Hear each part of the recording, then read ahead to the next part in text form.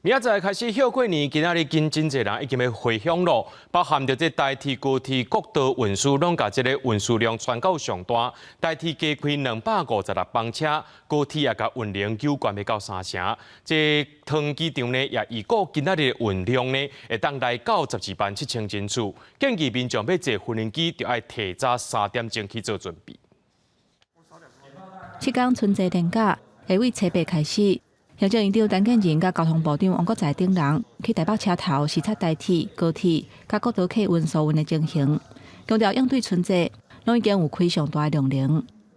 台铁呢增加了12万个座位，而且有实名制的东线有实名制的列车，还有红眼列车真的是尽最大的可能来提供最好、最优质的这个服务嘛。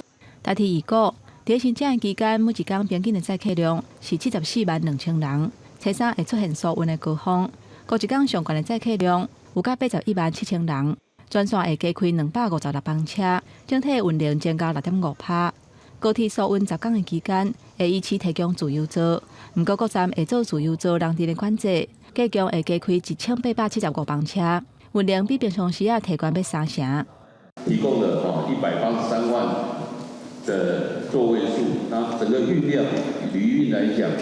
运能是增加了29%。新正连假的前一天，桃园机场里运量是12.7万人次，旅客大部分拢提早3点钟去到机场。桃园机场按算今年新正疏运9天的时间，里运量会达到116万人次，比去年12天疏运89万人次，加27万人次。一个当然是为了我们的这个check in 比较顺畅，然后我们也是担心说快要春节了会比较塞车塞人这样子，所以我们就特别提早来。所以我们这样提早多久？3个半小时。